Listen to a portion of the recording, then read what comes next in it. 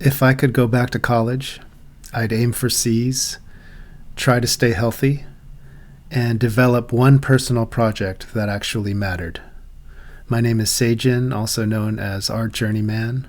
I'm a late blooming artist who started my journey in 2023 through drawing, writing, music, and multimedia experiments. I'm on a mission to help people through creative thinking and simple daily practice. By sharing my creative journey, I hope that I can inspire you along the way. For many years, I realized that I kind of misunderstood what mattered in life, and this extended all the way back to my college years. College, in many ways, is a microcosm of your life and the larger world. While your degree is important if you are in college now, it seems, at least these days, that it doesn't have the kind of weight that it used to have. So looking back on it, I think I made the mistake of chasing grades, which was only natural given how I really valued this experience and wanted to make the most of it. For many of us, it costs a lot of money. But I think I did it to the point where I was following the herd and sort of compromised my own autonomy and sense of who I was, or my own identity. What this resulted in is a lot of lost time, and this extended throughout my 20s, 30s, and even into my 40s. I believe that this feeling of being lost and having lost a lot of time, combined with the understanding that I had a lot of unrealized potential, led me down this path of just having a lot of anger for so many years. Not just anger, but frustration, feeling disconnected with myself. It ultimately led in years of substance abuse. The turning point was a bit of a health scare I had. With that health scare came this recognition that there's a better way, and I just kind of naturally fell into starting a personal project.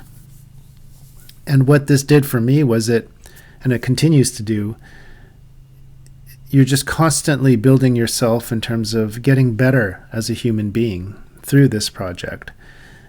You improve your skills, the skills necessary to, accomplish the project, your communication, your attitude, your health, even your spiritual life. At least for me, all of these things began improving, and I became better able to navigate my own life and also the personal project.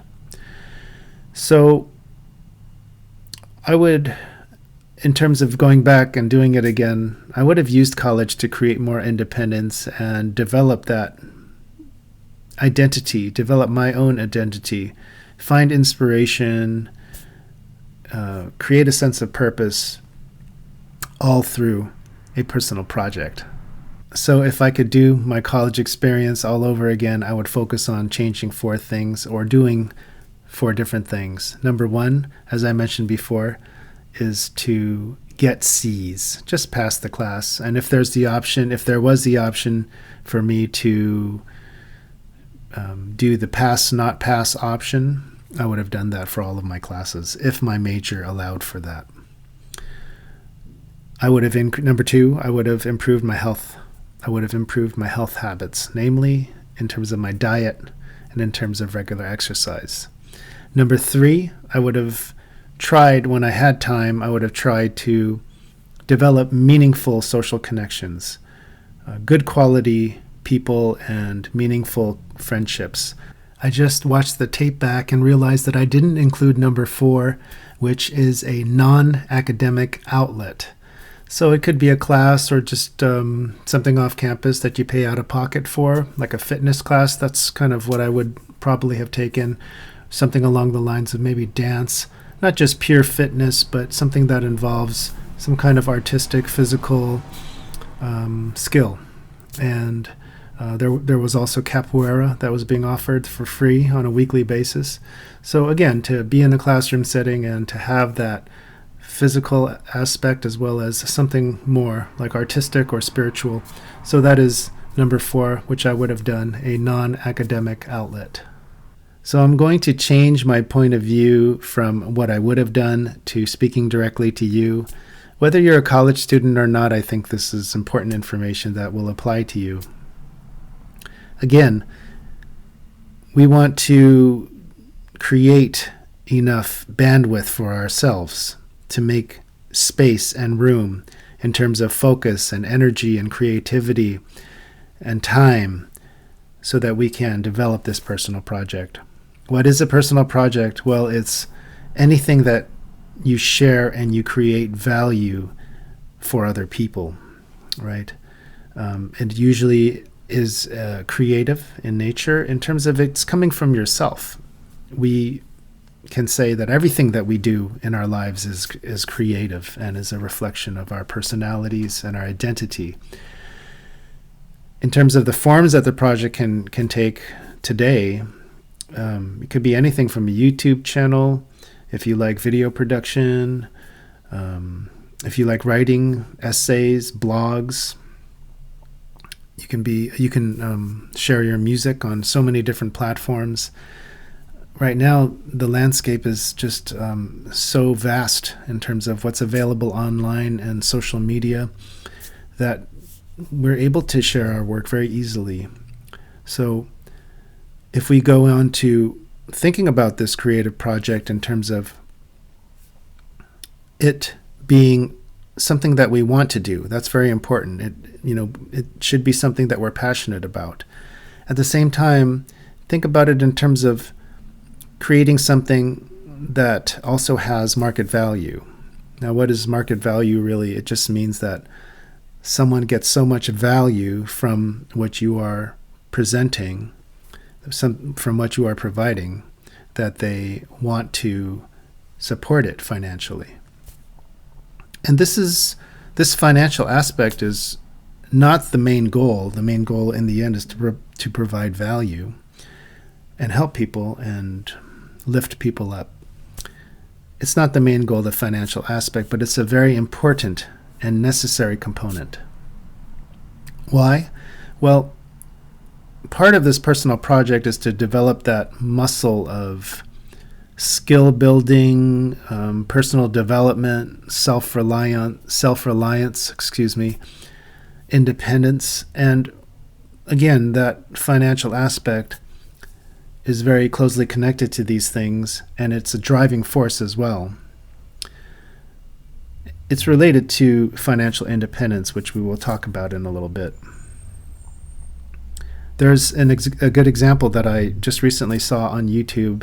She is a graduate student. I forgot her name, but she's a fantasy author who's also going to graduate school and has about 3 or 4 books in her catalog and is already financially independent from book sales. In terms of how you should approach your personal project, it should just be very simple and start very slowly. The most important thing is consistent daily effort. So if you are a college student, try to put in 30 to 60 minutes a day, whatever you can fit in, even if it's 5 minutes. But 30 to 60 minutes a day is a good round range. And you have weekends and holidays, and that's when you can also really focus in and get a little more time in.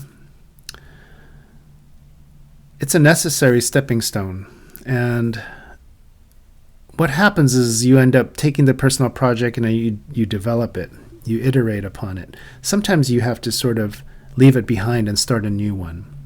And all of these, all of the steps that you take in terms of the iterations or the completely different revamped projects that you end up moving forward with, all of those previous things that you did are very important. And, again, they're stepping stones. So the experience is vital. I heard somewhere online that you need to go through at least 7 or 8 projects before you actually see even the smallest bit of return in either value or financially. 6 or 7, right? Sometimes 100 or even more. And it doesn't matter how many you go through, you again will be sort of developing yourself. And you can make the argument that the more you have to go through, the stronger you become and the better you become at making a personal project. If you have the right attitude, success will be inevitable. There's a great quote by a personal development mentor or guru. His name is Jim Rohn, R-O-H-N. And he says, let me get it right, a traditional education will get you a salary, while a self-education will get you a fortune. And he speaks about time management. And, he does speak about time management, but in this quote, he's speaking about financial independence and financial freedom, namely how this creates time. And I think it's safe to say that time is one of our most important resources and assets. It allows you, the more time that you have, the more time you can focus on what really matters. Family, loved ones, health, personal development, maybe creative pursuits, spiritual wellness. And there's like this positive loop that happens then, if we look at your beginning stages, working on your first personal project, leading to financial independence, which gives you more time. Now, with that time, you can work on more personal projects, right? For even more development, more self-improvement, and better ideas, producing better value and more value for more people. I'm 49 now, and I started my personal project 2 years ago, so it's never too late. I think college is a great time to start a personal project. You have the maturity and the time and the freedom. With that comes responsibility, and so if you choose to go this route, you can do it in your own way. Whatever you need to do to create that bandwidth that allows you to work on your personal project just a little bit every day. So again, if you're interested in what I've been doing for the past 2 years, you can check out the link below to my website. And also comment below and tell me what your college experience has been like. If you are doing a personal project or some things that you would like to change, I'd love to hear it.